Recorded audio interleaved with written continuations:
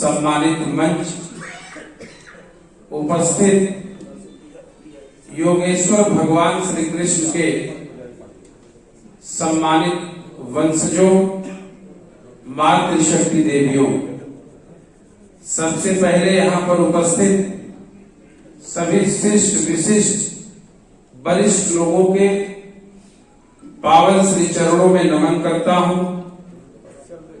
युवा साथियों का हृदय से क्रांतिकारी अभिवादन करता हूँ। मातृशक्ति देवियों को नमन करता हूँ। मैं नमन करता हूँ उस महापुरुष की जिन्होंने पूरी दुनिया में हमको एक पहचान दिया। योगेश्वर भगवान श्री कृष्ण के पावन श्री चरणों को नमन करते हुए हम आप सबसे सिर्फ एक आग्रह करना चाह रहा हूं। मित्रों, बहुत सारी बातें पूर्व के वक्ताओं ने कही, कुछ बातों में आपसी विरोधाभास हुआ।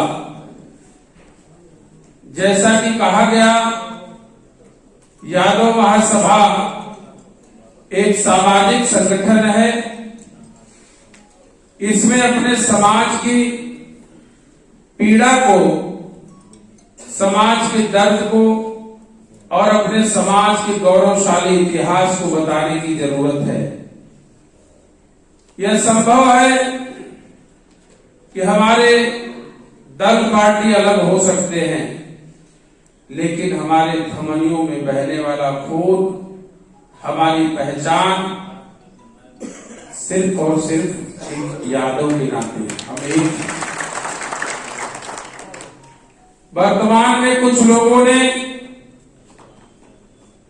पौराणिक काल को, पुराणों को और वेदों को, अनेक शास्त्रों को पोगा पंथियों का धर्म कहते हैं। लेकिन है यादव समाज के लोगों, 18 पुराण आपके बीच में है पूरे दुनिया में। 5 पुराणों को छोड़ दिया जाए तो बाकी सभी पुराणों में यादव समाज की गरिमा का वर्णन किया गया है। कम जानकारी के अभाव में या बहुत अधिक जानकारी के अभाव में कुछ लोग एक विशेष विचारधारा को प्रोटेक्ट करते हैं और प्रोजेक्ट करते हैं। लेकिन मैं आपसे कहना चाहता हूं, श्रीमद् भागवत महापुराण को उठाकर देखिए, उसको लिखने वाला भी यादव नहीं था, लेकिन उस महापुराण में लिखा गया है कि हम अब एक ऐसे यदुवंश का वर्णन करने जा रहे हैं जिस वंश का की चर्चा सुनने मात्र से व्यक्ति का लोक और परलोक दोनों तर जाता है। आप इस बात को क्यों नहीं समझते कि आपका कितना गौरवशाली इतिहास है। आप अत्रि गोत्र के लोग हैं। ब्रह्मा विष्णु महेश को बहुसंख्यक लोग मानते हैं। सनातन संस्कृति को मानने वाले लोग मानते हैं। हमारे गोत्र की अत्रि ऋषि की पत्नी जरा अनुसुईया का इतिहास उठा करके देखिए। हमारी जो मां थी, उसके सामने ब्रह्मा विष्णु महेश और लक्ष्मी पार्वती सरस्वती सबको झुकना पड़ा। जो लोग इतिहास जानते होंगे, चूंकि समय का अभाव है, मैं विस्तृत इस विषय में नहीं बताना चाहता। यादव समाज का बड़ा ही गौरवशाली इतिहास है। योगेश्वर भगवान श्री कृष्ण महाराज ने जो गीता का दर्शन दिया, दुनिया का कोई दर्शन गीता से बड़ा नहीं दर्शन हो सकता है। आज के हजारों वर्ष पूर्व जिस गीता दर्शन को प्रतिपादित किया, उन्होंने जो आत्मा का विश्लेषण किया, नैनम छिद्यन्ति शस्त्राणि नैनम दहति पावकः न जलम के तापा न शोषयति मारुतः। उन्होंने जो उद्घोष किया कि जो सर्रे सर्रे के अंदर जो आत्मा व्याप्त है, जो मेरा स्वरूप है, उसका कभी विनाश नहीं होता, उसका रूपांतरण होता है। आपके उसी सिद्धांत को बाद में वैज्ञानिकों ने भी प्रमाणित किया कि सृष्टि की उत्पत्ति एनर्जी से हुई है। Energy can neither be created, it can not be destroyed. सत्य की अविनाशिता का सिद्धांत आप पढ़ के देखिए। जो आपके आदि पुरुष योगेश्वर भगवान श्री कृष्ण महाराज ने प्रतिपादित किया, उसको दुनिया की साइंस मानती है, लेकिन हम उसको नहीं मानेंगे। हमको चूंकि अपनी बात मनवानी है, हम अपने दृष्टिकोण से सिर्फ कभी कभी विरोध करते करते व्यक्ति इस सीमा तक चला जाता है तो उसको खुद का अपना खुद के गौरव का भार नहीं होता। सम्मानित सज्जनों, अपने इतिहास को उठाकर देखें। हम यादव समाज जो अहीर शब्द की उत्पत्ति किससे हुई है? अहीर शब्द का अर्थ ही होता है जो निर्भीक हो, जो निडर हो, जो साहसी हो। हम निडर, निर्भीक और साहसी लोग हैं। अहीर शब्द का संस्कृत में अर्थ होता है निडर। हमारे महापुरुषों का इतिहास उठा करके देखिए। जब जब इस मुल्क की सरहदों को लहू की जरूरत हुई है, यादव समाज के रणबांकुरों ने सनातन काल से वर्तमान समय तक अपनी मातृभूमि की रक्षा के लिए अपने प्राणों की कुर्बानी देने का भी काम किया है। हमारे यादव समाज का जो गौरवशाली इतिहास है, हम उसको न समझ करके वर्तमान के वाद विवादों में फंस जाते हैं। जबकि डॉक्टर अंबेडकर ने कहा है, अन्य मनीषियों ने भी कहा है, जो व्यक्ति अपने इतिहास को भूल जाता है, अपने गौरवशाली अतीत को विस्मृत कर देता है, उसके अंदर स्वाभिमान का भाव समाप्त हो जाता है। और जिसके अंदर स्वाभिमान का भाव समाप्त हो गया, वह समाज कभी तरक्की नहीं कर सकता। अरे यादव समाज के लोगों, अरे मेरे नौजवान साथियों, यदि अपने यादव समाज को तरक्की करना है तो अपने गौरवशाली इतिहास को, अपने गौरवशाली अतीत को जानना होगा। जब हमारे गौरवशाली अतीत के मजबूत नींव पर वर्तमान खड़ा होगा, तब जाकर एक महल का रूप लेगा और समाज उसको देखेगा। मैं आपसे ज्यादा नहीं कहते हुए मैं सिर्फ आग्रह करना चाहता हूं। बहुत सारे लोग टीका टिप्पणी करते हैं। अवसर सभी दलों को मिला, कोई नहीं कह सकता, चाहे भारतीय जनता पार्टी हो, समाजवादी पार्टी हो, बहुजन समाज पार्टी हो, कांग्रेस हो, अवसर कोई ऐसा पार्टी नहीं बता सकती जिसको प्रदेश ने अवसर नहीं दिया। कभी कभी देश में भी संयुक्त मोर्चा की सरकारें बनी, लेकिन हमारा आपका दुर्भाग्य है कि जब हम उस स्थान पर पहुंचते हैं तो अपनी मूल बातों को भूल जाते हैं।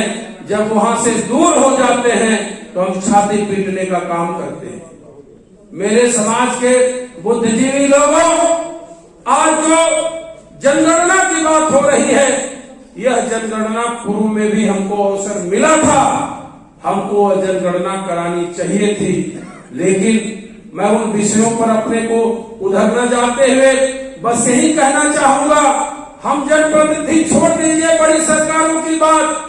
जब हमको अवसर मिलता है जनप्रतिनिधि के रूप में, तो हम किसके घर में रोशनी देने का काम करते हैं, इस इतिहास को भी समझना होगा। मंच पर बोलना आसान बात है, लेकिन जब हमको ताकत मिलती है तो हम अपनी रोशनी से अपने गरीब यादव समाज के घर में रोशनी फैलाने की जगह दूसरे समाज के घरों में रोशनी जलाने का काम करते हैं। इतिहास किसी जनप्रतिनिधि का इतिहास, इस गाजीपुर के किसी जनप्रतिनिधि का इतिहास किसी से छूटा नहीं है, यह समाज जानता है, पहचानता है। इसलिए ऐ मेरे समाज के लोगों, जैसा कि हमारे यादव समाज महासभा का जो पवित्र उद्देश्य है, मैं नमन करता हूं अपने यादव महासभा के सभी पदाधिकारियों का।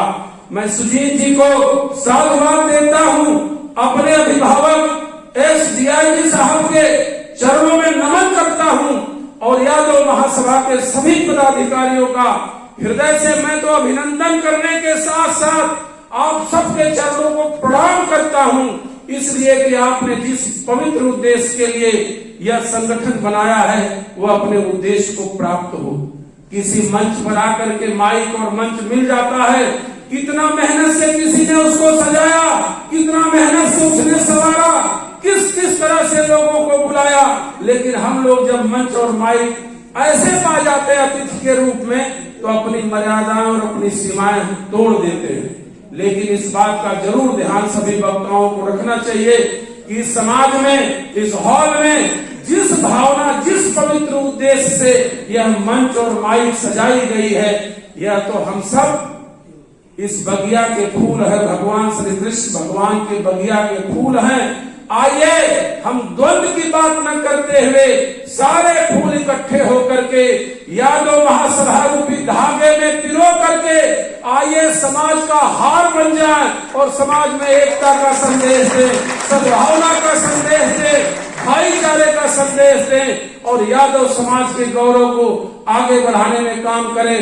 बहन चंदा जी, बहन मधु जी, वर्षा जी, आप लोग जो कह रही थी और समाज के अन्य लोग जो कह रहे थे कि मातृ शक्तियों को आगे लाना होगा, निश्चित रूप से लाना होगा। जो लोग कह रहे थे कि दहेज विहीन समाज की स्थापना करना होगा, निश्चित रूप से करना होगा। और समाज में सभी गोत्र तो देखिए हर वर्ग में है, हर बिरादरी में है, लेकिन उनके बीच में इस गोत्र का कोई संघर्ष नहीं, उनके बीच में बल्कि अन्य गोत्रों के साथ ही शादी करने का विधान है। लेकिन हमारी लड़ाई अभी भी गोत्र पर अटकी हुई है, ये हमारा आपका दुर्भाग्य है। हम सभी किसी भी गोत्र के हो, हम सब यादव हैं, इसलिए हम सभी लोगों को एक भाई बन करके आपस में सारे रिश्ते अपनाना चाहिए। और साथ ही साथ जितनी सामाजिक कुरीतियां हैं, एक चीज और अंत में कहते हुए, अरे यादव समाज के लोगों, बड़ा ही गौरवशाली इतिहास। अरे कहा तो ये भी जाता है कि आज भगवान शंकर भी आपके समाज के व्यक्ति थे, क्योंकि गाय और बैल की पूजा तो हमारे समाज में ही शुरू हुई। उनकी सवारी बैल, उस कृषि संस्कृति को मानने वाले और ऋषि संस्कृति को मानने वाले यादव समाज के लोग हैं।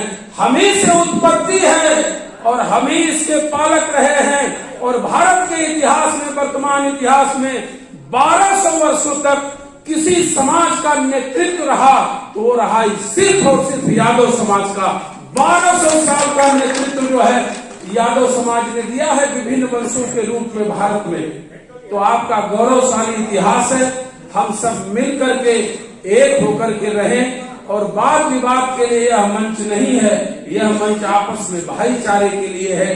किस प्रकार हम अपनी कमियों को, हम इस विषय पर चर्चा कर सकते हैं कि हम दूध लेकर के घर से निकलते हैं, समाज को दूध देते हैं और शाम को पॉकेट में शीशी लेके लौटते हैं। इस विषय पर चर्चा होनी चाहिए। यह हमारे समाज का विषय है। हम समाज को शक्ति देते हैं और जब शीशी लेके वापस आते हैं, हम पी करके अपने घर में बेटियों को, बहनों को, मातृ शक्तियों को तंग करते, अपनी शिक्षा दीक्षा पर ध्यान नहीं देते।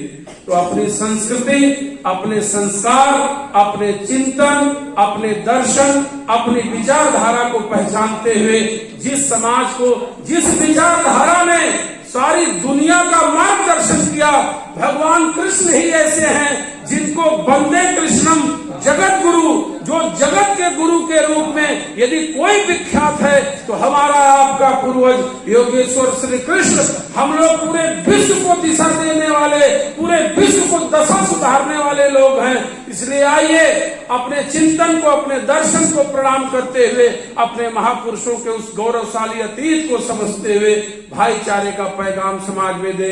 इन्हीं चंद शब्दों के साथ एक बार पुनः सभी यादव महासभा के पदाधिकारियों का इस हाल में उपस्थित सभी लोगों के पावन श्री चरणों में नमन करते हुए, वंदन करते हुए मैं अपनी वाणी को विराम दे रहा हूं।